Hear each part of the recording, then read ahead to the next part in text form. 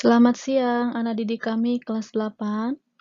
Kita bertemu lagi di materi yang baru di awal pelajaran, materi IPA yang berjudul Sistem Gerak pada Makhluk Hidup. Pernah nggak kalian bertanya-tanya, bagaimana kita dapat berjalan dan berlari atau bagaimana seorang pemain bola dapat menendang bola ke arah gawang? Hal tersebut karena kita mempunyai sistem gerak yang dapat menggerakkan tubuh untuk mengerjakan berbagai aktivitas. Pada dasarnya, alat gerak manusia sama dengan alat gerak mamalia, misalnya kerbau, kera, ya, yaitu tersusun dari tulang atau rangka dan otot ataupun daging. Nah, uh, untuk bagian-bagian dari cakupan dari sistem gerak tersebut akan saya jelaskan di selanjutnya. Baik, kita lanjut. Cakupan materi dari sistem gerak pada manusia itu nanti ada 4 bagian yang akan kita pelajarin. Yang pertama adalah mengenai tulang ataupun rangka. Yang kedua tentang persendian atau artikulasi. Dan yang ketiga atau otot. Yang ketiga otot ya. Nah, yang keempat itu nanti upaya-upaya bagaimana kita untuk menjaga kesehatan sistem gerak pada manusia. Nah, di sini untuk tulang atau rangka itu disebut juga alat gerak pasif. Kenapa? Karena tulang itu sendiri tidak dapat bergerak tanpa bantuan si otot, ya. Makanya di sini otot disebut sebagai alat gerak aktif. Kalau tulang tadi alat gerak pasif. Oke, kita lanjut lagi. Yang pertama tadi adalah tulang ataupun rangka, ya. Nah, berdasarkan sifat fisik tulang, tulang itu dibagi menjadi dua. Ada tulang rawan ataupun disebut kartilago, dan satu lagi tulang keras, ya. Nah, tulang rawan itu ada 3 jenis. Yang pertama itu ada tulang rawan hialin, kemudian ada tulang rawan elastis, dan tulang rawan fibrosa. Untuk contoh-contohnya bisa kita lihat di layar ini ya, nanti bisa dibaca ya. Contoh saya baca satu aja, tulang rawan hialin itu terdapat di mana? Itu ada terdapat pada batang tenggorokan kita ataupun trakea, kemudian pada cuping hidung, dan persendian serta antara tulang rusuk dan tulang dada ya. Nah, untuk yang dua lagi bisa dibaca di layar. Untuk tulang keras, tulang keras itu ada dua berdasarkan sifat matriksnya ataupun sifat penyusun tulang tersebut ya, dibedakan menjadi dua. Tulang kompak dan tulang spons ya. Tulang kompak itu sifatnya padat dan rapat, misalnya pada lapisan luar tulang pipa. Kemudian nanti tulang pipa saya akan jelasin di slide berikutnya ya. Nah, kemudian yang kedua, jenis tulang keras yang kedua yaitu tulang spons. Ini sifat matriksnya yaitu berongga. Misalnya tulang pipih dan tulang pendek. Baik, sekarang kita lanjut tentang eh, berdasarkan bentuknya ya. Tulang keras itu dibagi menjadi 4, yaitu tulang pipa, tulang pipih, tulang pendek, dan tulang tak beraturan. Yang pertama, tulang pipa. Kenapa disebut tulang pipa? Karena dia berbentuk tabung dan pada umumnya dia berongga. Ya, di sini contoh tulang pipa itu adalah tulang paha, tulang lengan, tulang betis, tulang kering, dan lain sebagainya ya. Nah, yang kedua, tulang pipih. Kenapa disebut tulang pipih? Karena dia berbentuk pipih dan berongga. Contohnya itu pada tulang rusuk, tulang belikat, dan tulang tengkorak. Ya, bisa kita lihat pada gambar yang sebelah kanan ya, dia bentuknya pipih. Kemudian yang ketiga, tulang pendek. Kenapa disebut tulang pendek? Karena dia berbentuk silindris. Nah, tulang pendek ini biasa ditemukan pada pergelangan kaki dan pergelangan tangan. Oke. Jadi ukuran tulangnya itu pendek-pendek. Nah, yang keempat itu adalah tulang tak beraturan. Kenapa disebut tak beraturan? Karena dia mempunyai bentuk memang tidak beraturan. Contohnya terdapat di wajah dan tulang belakang.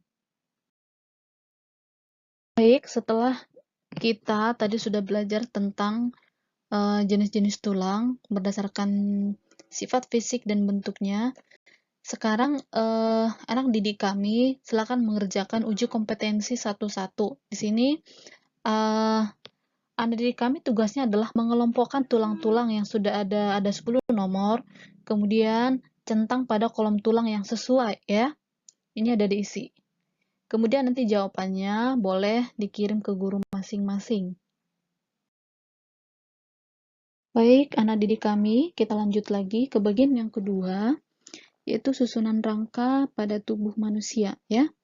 Nah, kita harus tahu bahwa tulang-tulang manusia itu akan membentuk namanya sistem rangka. Kemudian, sistem rangka itu akan membentuk namanya kerangka tubuh, ya. Nah, di sini kita bisa lihat fungsi rangka itu buat apa. Yang pertama adalah memberi bentuk tubuh, melindungi organ dalam tubuh, kemudian menegakkan tubuh, dan tempat melekatnya otot. Nah, nanti otot ini kita akan pelajari di slide berikutnya ya. Kemudian tempat menyimpan zat-zat mineral gitu.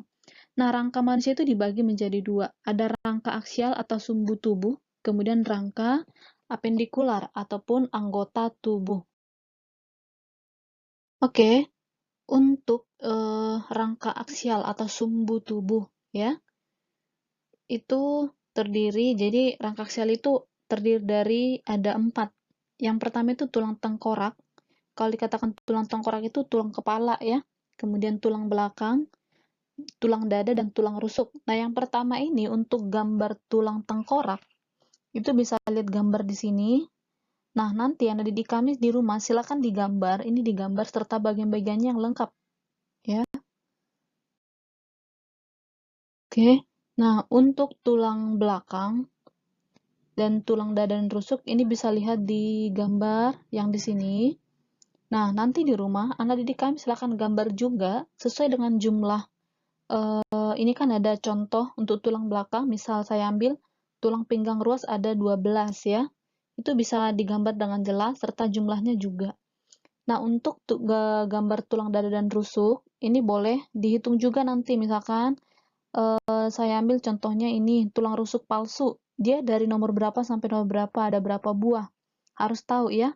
Kemudian tulang leher. Nah, kemudian tulang ini, tulang rawan, tulang rusuk melayang ada berapa. Anak didik kami harus tahu ya. Oke, sekarang kita lanjut ke rangka apendikular ya. Rangka apendikular itu dia terdiri atas rangka bagian atas dan bawah. Kalau rangka atas, dia itu terdiri atas gelang bahu dan tulang tangan. Itu kalau yang atas. Kemudian kalau apendikular bawah, dia terdiri atas gelang panggul dan tulang kaki. Nah, di sini ada gambar untuk apendikular atas. Yang apendikular atas tadi saya sebut terdiri atas gelang bahu. Gelang bahu itu yang ini, ya, ada selangka dan belikat. Kemudian terdiri atas tulang tangan. Tulang tangan itu ada ini. Nah, untuk masing-masing jumlah tulangnya, kita perhatikan di sini 2 tulang selangka ya. Nanti dicatat juga di buku catatnya tadi di kami. Ada 2 tulang belikat ataupun namanya scapula, 2 tulang lengan atas atau humerus, 2 tulang hasta atau ulna, 2 tulang pengumpil atau radius, dan ada 16 tulang pergelangan tangan atau karpal, 10 tulang telapak tangan metakarpal, dan 28 tulang jari tangan atau falanges ya. Oke, sekarang untuk rangka apendikular bawah, itu tadi rangka kalau apendikular bawah itu terdiri dari gelang panggul dan tulang kaki ya. Nah, untuk gambar gelang panggul, kita bisa lihat di sini ada tulang apa aja ya. Ada tulang usus, tulang duduk gitu ya. Nah, kemudian untuk tulang kaki, di sini sudah lengkap pada gambarnya baik serta bagian-bagiannya. Nah, anak didik kami yang ada di rumah, silakan boleh digambar untuk ini ya, tulang kaki serta gelang panggul, atau kalau kesusahan menggambar boleh dibuat dalam bentuk tabel ya. Contoh, tulang kaki ada terdapat tulang apa aja gitu.